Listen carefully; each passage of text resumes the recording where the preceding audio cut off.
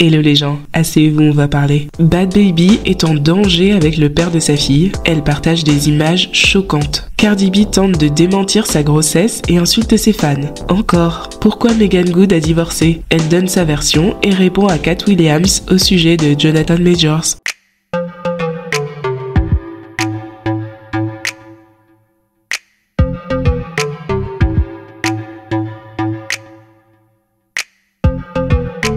Meagan Good est en tournée de promo pour son nouveau film Divorce in the Black. Elle est toujours assez pudique, mais quand même, ça a été l'occasion d'en savoir plus sur sa vie perso. Alors déjà, son divorce. Si vous vous rappelez, elle a été mariée avec le pasteur Devon Franklin pendant près de 10 ans. Mais ils ont annoncé la fin de leur mariage en décembre 2021. C'était un choc parce que leur histoire était particulière. Elle, l'actrice à succès, limite sex symbole. Lui, le pasteur un peu gendre idéal, qui attend de trouver la bonne femme. Ils ont tous les deux pratiqué l'abstinence avant de commencer à se fréquenter et aussi pendant leur relation, jusqu'à leur mariage. Leur union a été totalement ordonnée par Dieu. En tout cas, c'est comme ça qu'ils racontaient leur histoire. Meagan avait dit que c'est Dieu lui-même qui lui a dit d'épouser Devon. Je vous dis ça parce que c'était du coup tout le branding de leur couple. Un espèce de power couple noir et chrétien. Ensemble, ils ont écrit des livres, faisaient des conférences. Et c'était pas toujours facile parce que Meagan était souvent critiquée par la communauté chrétienne à cause de son image d'actrice hollywoodienne, parfois un peu sulfureuse, pas toujours alignée avec l'église. Mais Devon l'avait toujours défendue. Et voilà, ils sont mariés de toute façon. Vous allez faire quoi? Bah, pas besoin de faire grand chose, ils ont fini par divorcer eux-mêmes. Chose bizarre, à l'époque, c'est Devon qui a déposé les papiers du divorce. Ils ont jamais expliqué les raisons, mais les gens ont très vite fait la conclusion que Meagan n'a pas su être la bonne femme de pasteur dont il avait besoin. Il y a aussi la possibilité que le sujet de fonder une famille ait été un problème. Meagan a dit qu'elle n'a jamais vraiment voulu d'enfant et c'est seulement vers la fin de leur mariage que ce désir est venu pour elle et qu'elle a congelé ses ovocytes. Aujourd'hui, même si on ne sait toujours pas la raison qui a motivé le divorce, elle précise que c'est pas de l'infidélité. En tout cas, Meagan est très claire que c'était pas du tout sa volonté. Cette décision de Devon a même failli renverser sa foi en Dieu. Going through the divorce, that shook me to my core. I was just like, but Lord, you asked me to be celibate and I was. You told me who to marry, I married that person. I try to do everything to the best of my ability and no, I didn't do everything perfect, but I don't know that I could have done anything different if I'm being honest. I was just like, why is this happening? Greatest fear was for my husband to leave me after 10 years of marriage, the way that my dad and my mom separated. And that's exactly what happened. At the time, I was so mad at Devon, but now I think what he did was very brave. It was a very scary thing to know that the church and all the people, everyone was going to be like, well, this is not what a man of God or a woman of God does. And of course, there were a lot of people who were like, well, Meagan must have done something. And I'm like, what? I would have never gotten a divorce under any circumstances. I don't know if that's always the right thing. And it's not that anything bad was going on. Nobody was cheating. Nothing like, you know, and I won't get into why we divorced, but we're still friends. And as he said, the love is transitioned into something else, but it's still love. C'est quelle sorcellerie ça? Demander le divorce au bout de 10 ans pour bien la traumatiser encore. C'est vraiment bizarre tout ça. Évidemment, on sait pas ce qui se passe dans leur vie, mais j'avoue que mon premier instinct, c'est de me dire, ça fait 10 ans que vous êtes mariés, pas d'infidélité, pas de violence, vous êtes chrétien, bah restez mariés, cassez pas la tête. Mais bon, encore une fois, on sait pas ce qui s'est passé. Faut croire que Dieu avait d'autres plans pour elle, comme être la Coretta King de Jonathan Majors. Pour votre gouverne, sachez que leur couple se porte très bien. En fait, concrètement, ce qui se passe, c'est que depuis le procès, ils s'affichent systématiquement ensemble, mais comme c'est un couple auquel personne n'a jamais cru, on les regarde toujours un peu de travers. On analyse tout, leur langage corporel, mouvement de la rétine, rythme cardiaque, enfin bref. J'avoue qu'ils sont un peu cringe sur le tapis rouge. Ils ont toujours l'air en représentation, surtout lui. Vous vous rappelez les Hollywood Unlocked Impact Awards, la cérémonie de Jason Lee? Bah Jonathan, il recevait l'award de la persévérance. Et c'est pas, il a fait un discours de 17 minutes le gars?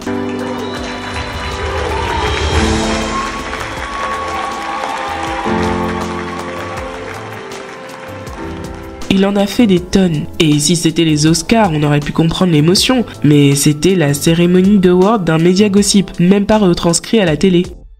Je dis tout ça pour dire que l'important c'est qu'ils soient heureux ensemble. J'oublie pas les screens très explicites de ses messages avec son ex. Il l'a sans doute pas tapé ce soir-là, mais un autre jour ça m'étonnerait pas du tout. Mais Meghan connaît sans doute le dossier par cœur, mieux que nous. Et si ça la dérange pas, c'est tant mieux pour elle. Elle est toujours très élogieuse quand elle parle de Jonathan, et d'ailleurs elle a tenu à placer une petite réponse à Cat Williams. Lors de son interview légendaire, il avait un peu beaucoup clashé Jonathan, en disant qu'il était moche, en plus d'être un pantin de l'industrie. What's it like working with Cat on set? Cat's sweetheart. He's a sweetheart. I seen his interview. He's a sweetheart.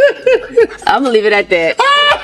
I'm gonna leave it at that. But that's what I am gonna say. What? I'm sorry, but my man is sexy to me. Yeah. Okay, he's very sexy Okay, to me. okay. I forgot. We just need to be all the way clear on that. You know what?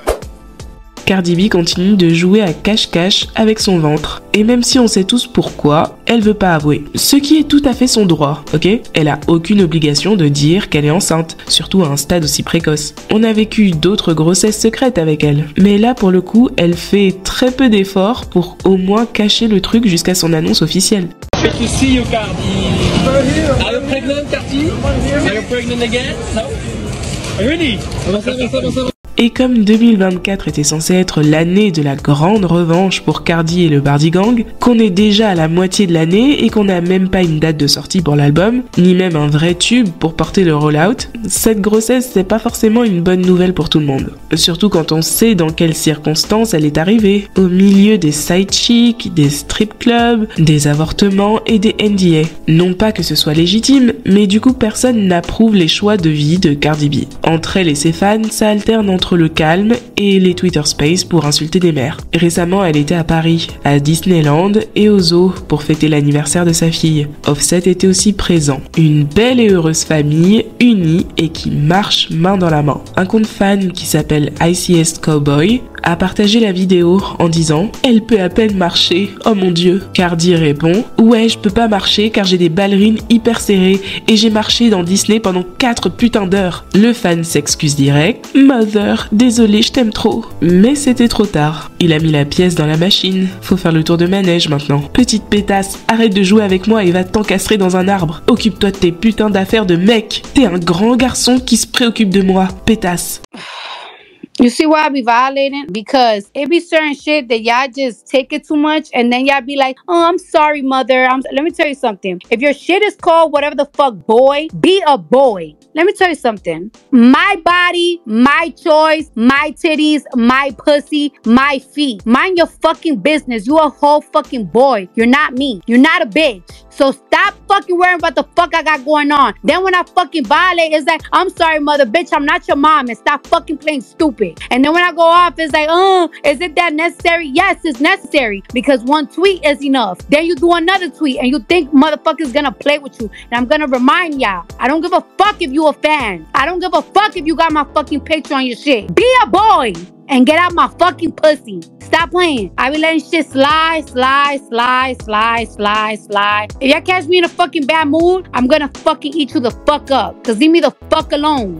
Bon là, il y a deux trucs. Déjà, le fait qu'elle décide d'attaquer sur la masculinité du gars, c'est légèrement problématique. Oui, c'est bien un garçon derrière ce compte, mais elle a l'air de dire que c'est un problème qu'il participe à la conversation autour de sa grossesse, car être enceinte, c'est un truc de femme, et donc ça le regarde pas. C'est pas très clair où elle veut en venir avec tout ça, et c'est un peu border par rapport à une partie de ses fans, qui sont sans doute des garçons efféminés comme celui-ci. Sans parler de ses amis proches qui sont gays, notamment Ken Barbie, son ami blogueur. Littéralement, son travail, c'est de parler de la vie des gens. Donc je comprends pas trop l'angle d'attaque. Ensuite, elle parle d'antécédents avec ce compte fan en particulier. C'est bien un compte fan, mais pour le coup, elle a raison, il est hyper shady le mec. Les derniers tweets qu'elle a laissé passer, c'est sans doute ça. Là, il lui dit félicitations pour sa grossesse, mais de manière très sarcastique, en utilisant la vidéo de Nicki shootée au crack. Ensuite, il lance des pics sur l'annonce de la nouvelle collab de Cardi, qui sort la semaine prochaine. Elle feat avec Rob 49, qui n'est pas vraiment une grande star, donc il dit un truc du genre « Bon bah, Rob 49 est mort dans le film, mais au moins c'est pas encore une collab éclatée avec une rappeuse. » Donc voilà quoi. Vous voyez que le mec est pas un fan très fidèle. D'ailleurs, après l'embrouille, il a reposté le Twitter Space de Cardi en mode trop content d'avoir buzzé, puis il a bloqué Cardi, il a changé sa photo de profil et il a annoncé qu'il intégrait la fanbase d'Olivia Rodrigo. On reproche à Cardi de parler mal à ses fans,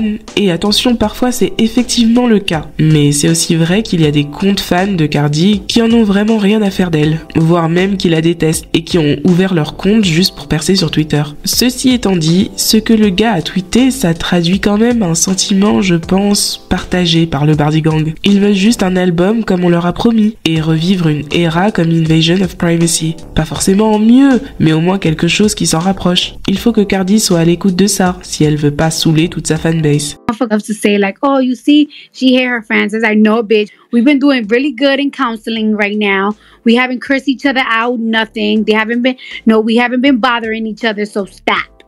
Oh, and another thing, I don't owe nobody shit but an album. Okay? I don't owe nobody nothing, no explanations, no nothing.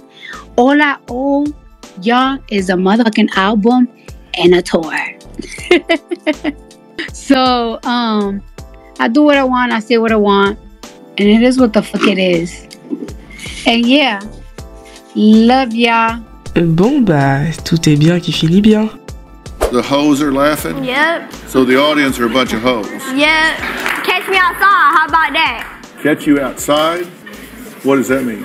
Catch me outside, how about that? Catch me outside, how about that? On se repasse ce banger pour se détendre, avant d'attaquer le sujet qui n'est pas drôle du tout pour le coup. The hoes are laughing? Yup. The hoes are laughing? Yup. Danielle Bregoli, alias Cash Me Outside, alias Bad Baby, a un peu inquiété les gens car elle a publié elle-même un extrait de son quotidien avec le père de sa fille, Levon Spear. Depuis son buzz de l'époque, elle trace sa route, elle fait de la musique, elle sort avec des rappeurs, elle essaye de démanteler les centres de redressement pour adolescents et elle est millionnaire grâce à OnlyFans. En 2023, elle s'est mise en couple avec Levon, un artiste en devenir ou peu importe. On sait pas grand chose de lui. Et en mars dernier, ils ont accueilli leur premier enfant. Cette semaine, Danielle partage en story que son gars est violent avec elle. Des images de vidéos de surveillance très courtes où on voit seulement qu'il la jette au sol par 2 fois, ainsi que des photos extrêmement explicites de son visage tuméfié par les coups. Désolé mais là, difficile de mettre ça dans ma vidéo sans que YouTube attrape ma veste, donc je vous mets un lien dans la description vers une vidéo YouTube non répertoriée. Juste cliquez si vous voulez absolument voir, mais c'est vraiment pas forcé. Elle fait aussi 2-3 déclarations. J'aime cet homme plus que je ne m'aime moi-même. Et honnêtement, c'est vraiment triste. Mais malheureusement, c'est la vérité. Je sais que l'issue facile, c'est de partir, mais c'est plus facile à dire qu'à faire. Ce n'est souvent pas aussi extrême, mais Levon a clairement un problème. Il va aller chercher l'aide dont il a besoin. Maintenant, il n'y a plus de place pour les erreurs. Et il le sait. N'importe qui dit être là pour moi va me soutenir quel que soit ce que je choisis de faire. Vous savez que je suis infernale, mais il n'y a aucune excuse pour ça. Mon but en partageant ça, c'est pas de l'attaquer, c'était pour lui faire voir que ce qu'il fait est mal et qu'il prenne ses responsabilités et opère un réel changement. Ce gars pense qu'il va prendre ma fille. Dis ce que tu veux, mais essayer de prendre ma fille, c'est de la folie. Moi et Levon ne sommes plus ensemble depuis mai. Voilà. Elle a reçu beaucoup de messages de soutien, quelques critiques, mais ça je pense que c'est parce que c'est une personnalité controversée de base. Mais sinon de manière générale, les gens l'ont soutenue dans cette épreuve. Elle a quand même un bébé de quelques mois et elle s'est fait tabasser. Mais d'après ses stories, on avait vraiment l'impression qu'elle voulait rester avec son gars, ou en tout cas qu'elle n'était pas encore décidée à le quitter. Elle dément en commentaire. J'avais pas l'intention de parler de ça, mais qui a dit que j'allais rester ? Qu'est-ce qui, dans ce post, vous a fait penser que je restais ? Parce que j'ai dit que je l'aimais ? Parce que j'ai dit qu'il allait recevoir de l'aide ? Je suis perdue et apparemment vous aussi. Oui bon, t'as quand même dit que partir était plus facile à dire qu'à faire et que Levon sait qu'il n'a plus le droit à l'erreur. Donc ça insinue que tu lui pardonnes pour cette fois. Bref, rester, pas rester, c'est elle qui décidera. Que Dieu la protège, elle et sa fille. Figurez-vous qu'elle a aussi reçu un petit message de soutien de Christian Rock. Et effectivement, elle peut bien la soutenir car à mon avis, elles ont le même problème. La phrase de Bad Baby me reste dans la tête. Je sais que je suis infernale, mais rien ne justifie ça. Je voudrais dire un truc que je trouve important et je vous demande de ne pas mal interpréter ce que je dis. De mon côté, je vais essayer d'être clair. Dites-moi ce que vous en pensez en commentaire. Le postulat de base, c'est que la violence domestique, c'est mal et ce n'est jamais justifiable. Ça, c'est mon postulat. Je m'y tiens fermement. Les gens qui vont tenter de dire des trucs en mode « elle l'a provoqué, elle pousse à bout, etc. » Sachez que je suis pas avec vous. Vous êtes seul dans votre vie misérable, ok? Il suffit d'une personne pour créer de la violence, ça c'est vrai. Mais je pense sincèrement qu'il y a des gens qui cultivent un climat de violence dans leur couple au quotidien et qui ne s'en rendent même pas compte car ils s'imaginent que c'est à partir du moment où les coups partent qu'il y a un problème. Mais la tension toxique est déjà présente quand on crie, quand on fracasse des meubles ou des assiettes, quand on se lance les pires insultes, quand on fait des fronts contre fronts pendant une dispute. Il y a des gens qui font ça, hein. Et je fais bien exprès de dire les gens et non les femmes, parce que c'est pas un truc spécifique aux femmes. C'est juste que comme c'est souvent les femmes qui récoltent l'addition de toute cette tension à la fin, et qu'elles sont bien souvent les victimes, on a tendance à vouloir les blâmer pour justifier la déflagration disproportionnée qu'elles se sont prises. Mais les couples toxiques, c'est souvent deux personnes qui communiquent de façon totalement dysfonctionnelle et qui ont des standards de normalité totalement déformés. Je dis tout ça pour dire que ce serait bien un jour d'avoir cette discussion, peut-être en sous-chapitre quand on parle de la violence domestique, parce que ça fait toujours partie de cette catégorie. Mais je trouve qu'il y a une remise en question supplémentaire à faire et qu'il n'y a rien de stylé à être dans un couple au départ toxique, car c'est seulement un facteur de risque pour que ça parte en violence physique.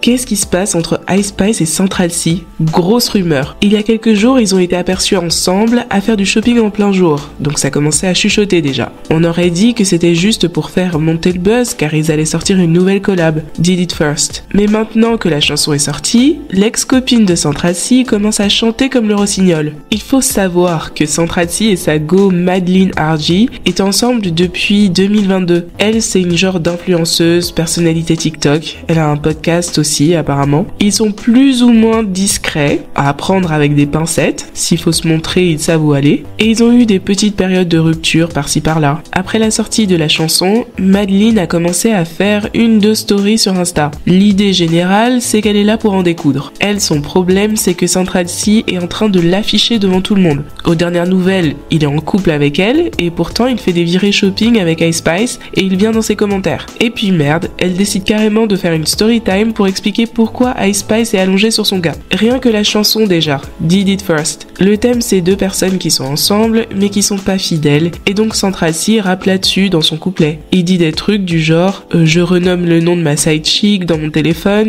et je dis à ma meuf que c'est un pote, ou alors là j'ai trop envie d'aller DM une baddie, bref. Le guide du charreau en activité. Sauf qu'il y a quelques mois, pour des raisons obscures, il décide de faire écouter la chanson à sa meuf. Not only did you just snitch on yourself that you're cheating, but you just told me exactly how. Give me your fucking phone. You telling me ZKTrappy69 with the wet emoji is not your childhood friend? He tells me it's just marketing and I know how the internet works, so I just forget about it. Ensuite, elle raconte comment il a tenté de commencer une rumeur de faux couple avec une influenceuse, alors qu'il était bien en couple avec Madeline. A while later, he tells me that he wants to hire an influencer to do like a lip-syncing video to one of his older songs, and I'm like, okay, makes sense. Then he's like, I'm gonna send her a car because she asked for one. I was like, okay, makes sense. He didn't tell me he was sending her his personal car to start a dating rumor with her. But seriously, I actually tried to understand what was going on, and nothing. At this point, I'm starting to realize, oh, this is why girls don't date rappers. Ces histoires de faux couples là, apparemment, c'est sa spécialité. En juin, il devait voyager au Nigeria pour tourner un clip et il a insisté pour qu'elle vienne avec lui. Elle voulait venir, mais elle savait au fond d'elle qu'il préparait un sale truc, sachant très bien que sa chanson avec Ice Spice sortirait quelques semaines après. And this is when it clicks. This is not a vacation. I have just entered this man's marketing scheme. So I say I'll still come to Nigeria based on the one condition that none of the professional pictures that are taken of us get posted because I've just realized what is happening and I don't want to be seen with this guy. I understand that rapper boyfriend has promotional activity to do. I just don't want to lose the last shred of my dignity. Elle se dit que la chanson va bientôt sortir et qu'elle va se retrouver au cœur de cette histoire de tromperie scénarisée genre. Du coup, elle veut rompre avec lui. Elle décide d'avoir une conversation en face à face avec lui pour ça. Mais il est très occupé et il lui demande d'attendre jusqu'au 1er juillet. Arrivé là, finalement c'est elle qui est trop occupée pour le voir tout d'un coup, mais il insiste comme un ouf. 1st of July rolls around and he is begging to see me, like he is adamant that he has to see me that exact day, but I'm kind of busy, I'm with my friend. Anyway, He ends up calling me at 11 p.m. at night and he's like, I need to see you tonight. And I'm like, why are you so desperate? He's like, because you need to remember that I'm a human being when you see what you're gonna see tomorrow. Et qu'est-ce qui va se passer demain? Bah c'est le jour où Central-C part en shopping avec Ice Spice. Il fallait rompre le 1er juillet, meuf. I didn't even actually get to break up with him and he's already with the next girl. He gave me not even like 12 hours notice before he was being filmed in Chrome Hearts with her. The flight from America is 12 hours. She was already on the fucking plane. Après ça, c'est plié. La promo du nouveau single est lancée. On peut plus rien faire. Madeline a vu le commentaire de Central-C sur la vidéo de Ice Spice. Elle était au bout du rouleau, mais lui, il faisait pas le malin non plus. En public, il fait le charreau, mais derrière, ça rampe pour récupérer sa meuf. Il fait des monologues en mode « Bonne nuit, rentre à la maison, je t'aime toujours. Tu devrais mettre la même description que Ice sur ton prochain post. Et aussi, j'ai un cadeau d'anniversaire hyper marrant. » Oui, parce qu'il est là à stresser les petites 2 jours avant leur anniversaire. En tout cas, ça l'a pas empêché d'aller s'enjailler en boîte avec des meufs ce même week-end. Mais ça veut pas dire qu'il veut plus être avec Madeline, hein. Ça n'a rien à voir. This man has since emailed me, called my mom, tried to follow my friends on Instagram. You get the gist. So his team is calling me, trying to convince me to have a conversation with him. And they're trying to tell me like he had no control over this. And I'm trying to get the point across. It doesn't matter if he had control or not. Why the fuck was I told 12 hours before it happened? Voilà, donc on vient tous d'avoir les détails de la tentative de Central-C ou de son équipe pour créer un faux couple avec Ice Spice pour mieux vendre leurs chansons. Pathétique. Et n'oublions pas que Ice Spice a un gars aussi. Son producteur Riot, c'est quoi, c'est un guignol? Respectez-le un peu. Donc le mec il est là à saigner, à faire 4 fois la même prod, tout ça pour que Central-C prenne sa meuf. Mais j'avoue que j'aurais validé ce couple s'il était sincère. Ou au moins s'il était un minimum convaincant. Dites en commentaire ce que vous pensez de la vidéo. Est-ce que vous avez fini par accepter le couple Jonathan Majors-Meagan Good? Pourquoi vous pensez que son ex a demandé le divorce? Bad Baby et son affaire de violence domestique, on en pense quoi? Cardi B a eu raison d'insulter le gars sur Twitter? Allez, on se parle en commentaire.